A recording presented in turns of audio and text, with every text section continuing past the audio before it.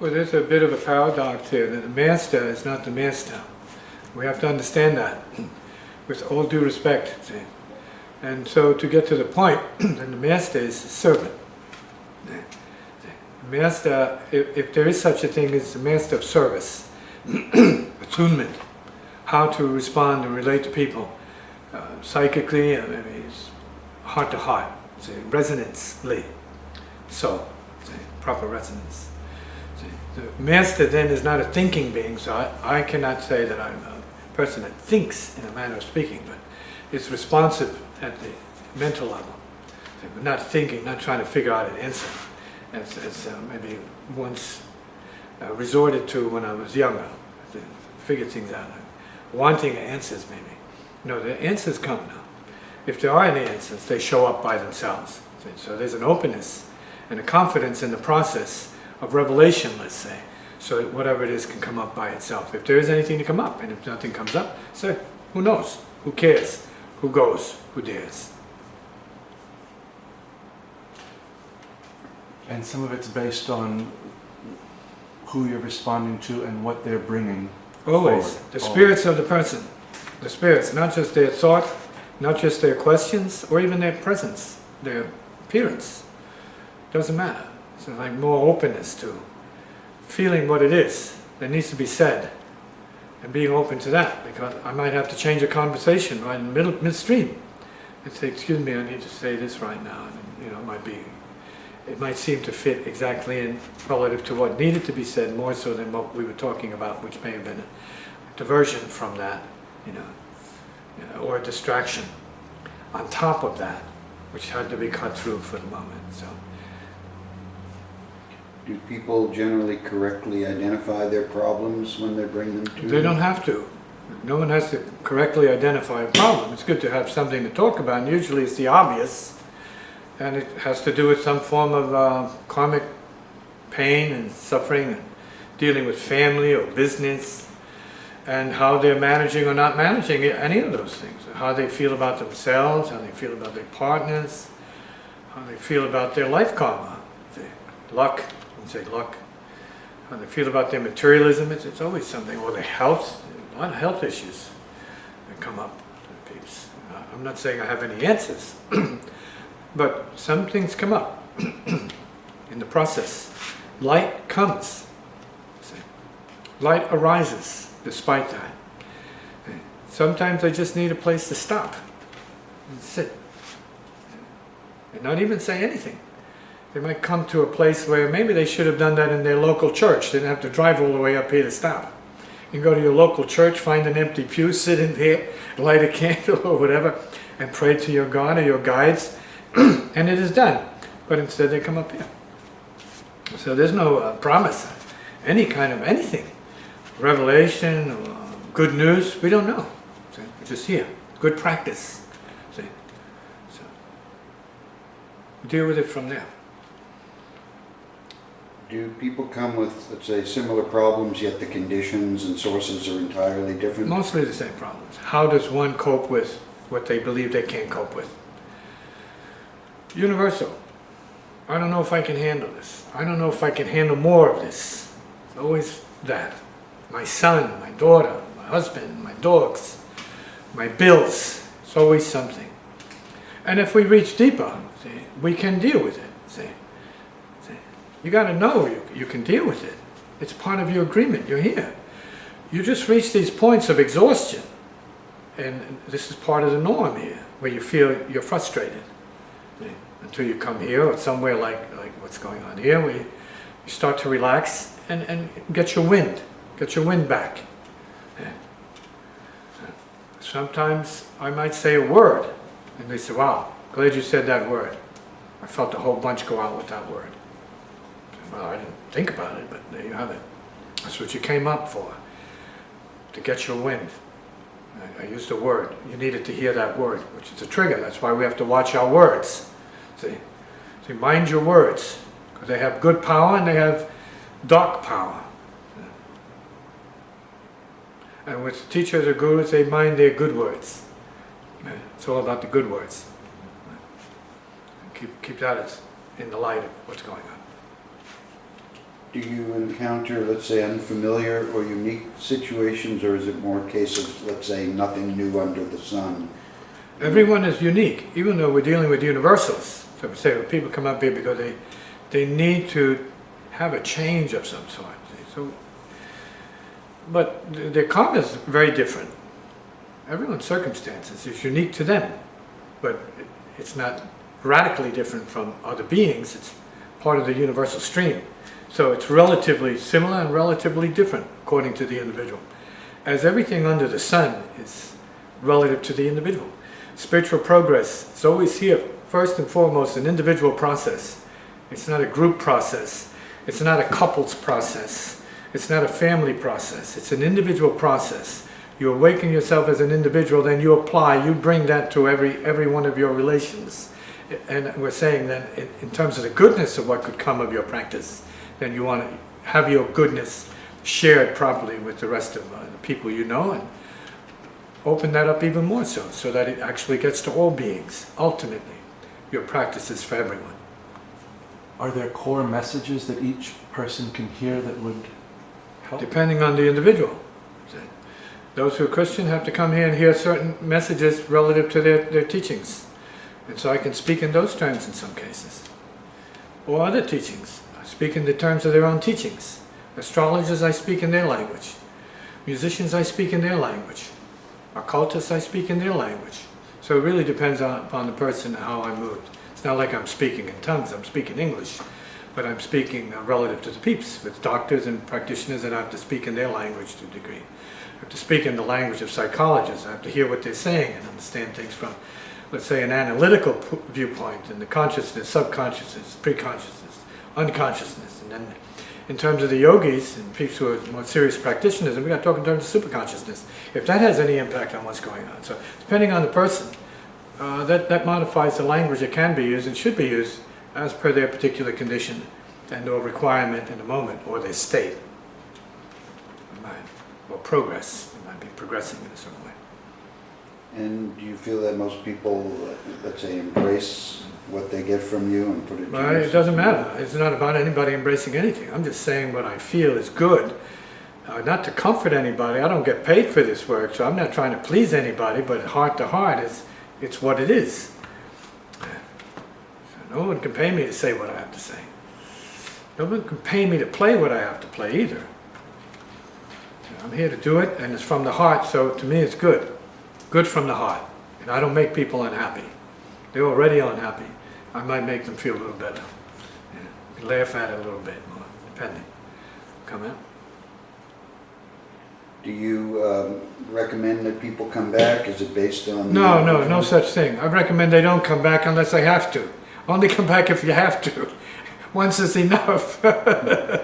Don't come back. Unless you move to come back. Yeah. Let's see if that's necessary. But once is enough. Say that to all the musicians. Get out of here. Don't come back. It's not, don't call me again. But they always come back. And within the message to one person, are you speaking to them as an individual exclusively, or are you also trying to reach their families? Or Well, all things have to be taken into effect here, because sometimes I'm talking to somebody, it could be a mother, and I'm really talking about her kid without saying it, and talking to her child without, making it a big deal. I mean, it's just a strong feeling. And, sometimes I feel I shouldn't say it in certain terms, and I have to be indirect about it, but I'm still getting a message over to them. So it's not to make them feel like I'm attacking them in any way, or their morals. Or their culture, as it may be. No, this is all goodness and sweetness for the most part. And when people have pain and conflict, then I have to maybe tighten up a little bit to access that conflict. And then we do it, but it's like, it's scientific in a sense. There's something, I'm not going to say it's psychic, like other psychics work, but there's something that is self-regulating. So something that is even better, self-liberating. That comes out to because the purpose is self-liberation, ultimate means psychic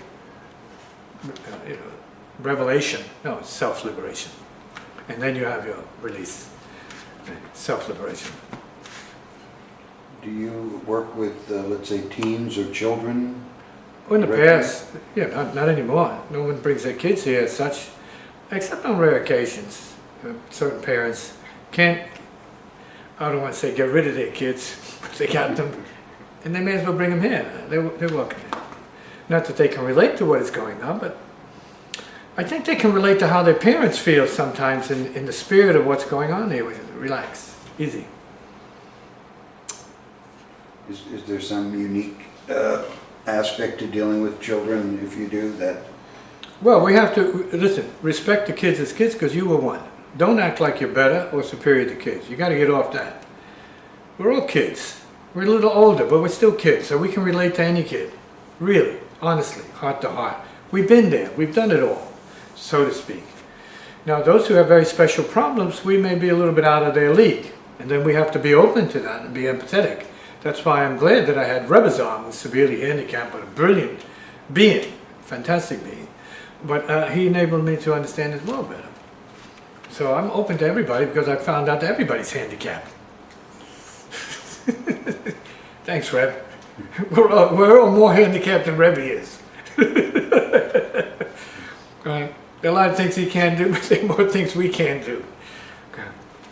We walk around like, you know, peacocks. Oh, we have it all together. Yeah. Not really, do we? Yeah. Talk to your peeps about that. See how much together you have it. You don't always have it as together as you like to have it together. And that's why a little humility and honesty really goes far to help us reach our children. And how about dealing with people from different cultures? Is there an aspect? All brothers and sisters. They're all brothers and sisters. See? That's Christian, but that's just native. We're all peeps. We all care. We all love our loved ones, our brothers and sisters. Not all, okay? I'll make it a little bit more open than that. Mostly, we kind of love our brethren, you know. We love our parents. Generally, we love our parents. Not because we like them, but because they're our parents. We love our grandparents. Not because we like them and they're doing what we want them to do, but because we know we come from that. There's a commonness. There's a tolerance there for them that comes with the blood. The blood should teach you tolerance relative to differences. So the blood is very important as an educator and as a guide to show you how to make it work for you, right? The more you tolerate difference, the more power you have, the more you can appreciate sameness. Right? And we need to learn the lesson of sameness, that we're basically the same differently. We all want to go to the bathroom, we all want to eat, we all want to rise up in a, let's say, a station in life to a higher station. We want progress. We want to do. See, we want to have. All of us are needing help in that particular way. And so we are the same in many ways. Now, of course, we come from different religious backgrounds, and our teachings could differ. But we need to learn that, bottom line is, we don't want our children destroyed.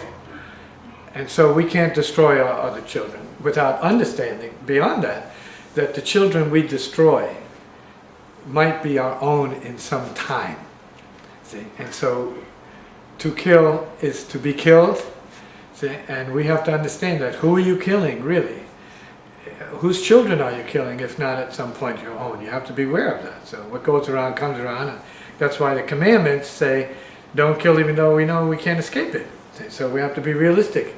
Warfare is a nasty, like horrible solution, right? Relative to failure of communication. And we need to back up and see if we can avert more of that, then engage in more of that as we move forward as civilized human beings. We have to understand civilized human beings.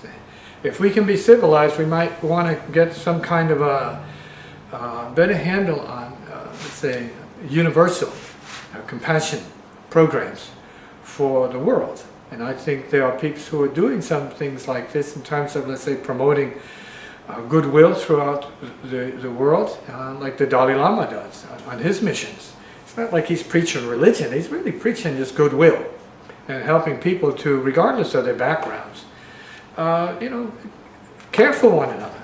And our mothers do that.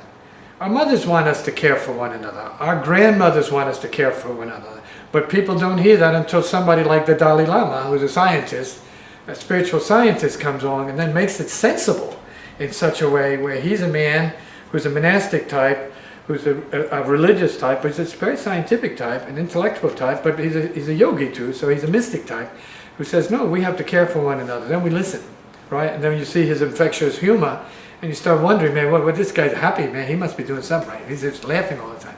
Exactly, so he's practicing being happy in a world that, left to itself, would kill itself off and create more misery. So we need stop points, we need agents in the mix, whether they're natives, Christians, doesn't matter, Muslims, everybody, Zenists, all the people need to come together with the best of their traditions and the most universal and compassionate representatives of these conditions to make, let's say, interfaith a reality for all the peeps, all the good peeps on the planet. Do you think that the people who fight in wars have it in them to start wars, or are they simply being manipulated by the ones who really have the malice to create wars? Well, I don't think it's you know, as complicated as that, right? When you don't have a life, you go into the military service, and you hope you can get a life from it. You know, and not too many people actually go into the military there just to be shot at and killed. I mean, when you get into that predicament, you got to deal with it. But just because you join the service doesn't mean that's going to happen anyway. Because you may find different duty based upon, you know, your karma. Like hell, we need to know we have karma that determines what actually happens to us. I wanted the warfare. Coming from street wars, I wanted the warfare, and it wasn't to happen. When I put in for it, it was diverted. And I had enough bloodshed on the streets to say, okay, maybe I had enough of this. I wanted to do it for money. I didn't want to go to Vietnam to kill anybody particularly. But if you're in the combat arms, that's what you're going to do. You're going up to the front line, and you're going to have to pay the price for whatever it is if you're in the forces. So getting back to my point, you can want it, but it doesn't mean it's going to happen. You can fear it, and that doesn't mean you can't survive it. So we need to know that we have individual karma that rules. So you can go into the military and have the best time of your life, right? And then you can go into something else and have the worst time of your life. You can get your engineering degree and have the worst time of your life. You get your medical degree and get sued to the wazoo. Say, what is a big mistake? I should have listened to somebody when they told me to become a painter. I went because my brain was so big to become the great medical hero I never became. I became the big medical liability. Let me ask this a different way. Does Yes, war go ahead. come from the bottom up or the top Well, down? I mean, wars in the Earth is warring. It's a warring planet. Come on, the particles of the Earth are at war with themselves. You got, you know, yin and yang. This is war. Right? Life is warfare. Come on now. Let's not be, you know, what is the word? Naive. Right? It takes. Listen, this is the universe, living universe. Action and reaction, cause and effect. I mean, down to the molecules. And everything is like interacting. And so you have all kinds of processes that relatively respond to, let's say, influences, either dynamically or destructively, right? Or passively. See? So we're talking about the nature of the universe is explosive, catastrophic from the get-go. This is born out of what? They say the Big Bang Theory. Wow, violence. This is a universe born of violence, right? Sex is violent. Loving, violence, violence. Ejaculation is violent. Say, impulsiveness is violent. Say, aggression is violent. We are that. Say, but then we are not only that, which is the message from the masters. We are peace beings. See? So there's something that can override the brute if you are open to it and you have intelligence and the proper instincts to tell you that, well, beyond my impulsiveness, my brutalness, my barbarianism, there's a kind being. Now we're talking about spiritual potential, the goodness in every heart. See, because you know we can work from the groin. That's where all the sex comes from, right? To relieve yourself of suffering, stress, and then you have the heart, the witness of all of that. That's constant clearness all the time, except for emotions that are only going to overwhelm you if you're undisciplined. If you respect them, I used to say, emotions are dogs begging to be trained. Mind forms are dogs begging to be trained, and bodies are dogs begging to be trained. Olympians, perfect example. Many athletes. Training. Training. We are here for training. Earth incarnation means training, retraining, disciplining, recreating yourself so you become a better specimen of your species and of your family code, your timeline. So then would we need to, let's say, embrace our violent nature in order to... Well, understand it. I was as violent as anybody I knew when I was young. I loved it, you know. I mean, we had a little club of guys who, you know, we said hello by punching each other in the face, smacking each other around, like beating each other up. That was cool because, you know, it's practice, right? And there were different things that different guys had, you know, rituals for initiation or something like that. We put to some kind of torture or test, some kind of crisis, and, right, some kind of purification ritual of some sort. All of that is part of our upbringing. And we go back to the native channels through all the cultures of the earth where you find all of this. We are natives, we are animals, we are the earth in total. We are the earth and we are the planets, we are the stars. Somewhere in between we like kind of like human, right? And we act like, well, this is it. We are just humans. Well, coming from the earth, right? Maybe millions of years, billions of years of evolution. And then coming from the stars, right? Hey, the Big Bang, stars, come on. The mother, the original mother, the womb, the matrix that we all come in. All of this is part of who we are. When are we going to be any of that? Instead of caught up in whose neighbor stole what, right? Or got shot. Yeah, no, that's a big deal. But there's going to be more people shot if we're just focusing on that, see, and defense programs, than if we go deeper to try and unravel the human mystery. The human nature paradigm, let's say, to the point where how do we get the best out of us? See, how and what can we do to be better human beings and be more at peace with ourselves? I'm not talking about religion, particularly. I'm talking about psychology. What is it that you can do that's outside of, well, let's say your teenager adolescent neurosis, which is overwhelming you right now, and overwhelms a lot of people, regardless of their age. They're still suffering adolescent behavior. Defiance that is completely irrational. About what? Over what?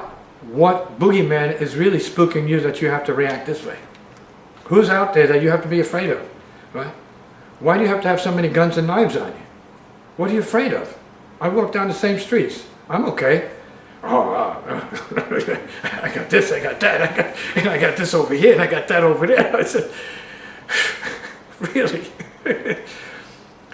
Paranoia. So we have to recognize that what we're talking about is some kind of paranoia that's allowed to take us over and pollute us, our perceptions. I'm not saying I have a solution for these. What I'm saying is that we can do better. If we want to do better, then we have to learn how to do better and be better. Right? Beings, period. If you can't talk to your mother about it, if she has no solutions, education is usually there. No, self-mastery. Think about that. Remember, education is great. Fill your head up with a bunch of stuff you may or may not use. There's no self-mastery in that. Self-discipline, a little bit of self-discipline. Because if you can get around passing the test by any trick and smoke and mirrors, you know, you can do it that way these days. I don't know, you know, right? But we're talking about self-mastery. Okay? Mastering the programs you inherited from your ancestry that limits you from doing and being anything more than the family code. Permits or idealize as you can be. How do you break the code to be more than you can be? Are you really listening to the ancestors that have whispered ideas in you already through dreams and through hauntings? To be more, to go further. Have you ignored them? This is all part of it. Have you ignored these whisperings? Have you ignored these nudges? These dreams where they're talking to you, telling you to try this, do this, to improve yourself, and yet you ignore it all because, after all, you're a hot man or a hot woman, and you have to have it your way. You have to give your dog more right than you get as a soul. So the person who carries a weapon down the street and ends up needing it, are they paranoid or prescient? Well, what do you think? I don't know that that's a fair question. Everybody who has guns, are they prescient? See? Are they prescient? Everybody who has a gun is going to have to use it? See? It's paranoid, for the most part. It's a block of paranoia. And you're hoping you don't. That's because you got to kill or be killed. Mentality. That's paranoia. It could happen, but that's paranoia. Talk to the psychiatrist. Talk to the spiritual peeps. See? You got to create a peaceful future for yourself. You got to think of how to do that. How do you create peace for your children? What? Girding them with guns? Yeah. As an alternative? More guns? More paranoia? More people to kill? I think that's a little bit overdone. It's kind of crazy. Yeah. But that's the way of the world right now. The more guns, the better. More peace? No. Yeah. Not really. You gotta have peace. If you have peace, then you don't need guns. Really. Did Jesus need guns? Did he speak about weapons and spears typical of the weaponry of his time? We don't see that. We don't see that. We don't hear that. So this is really a mockery of what Jesus taught. And we have to see that violation, right, of the heart code as it goes back 2,000 years in his case. Yeah. And yet there are good people living by that code today. And we need more people living by that code today, caring enough instead of being so willing and ruthless in their killing of peeps. For what? Very little reason. So we need to come together and have a summit, see, of what is not so much politically correct, but as I said, spiritually correct for the planet at some point, and it probably will never happen. But I don't mind talking about it because it feels good to talk about it.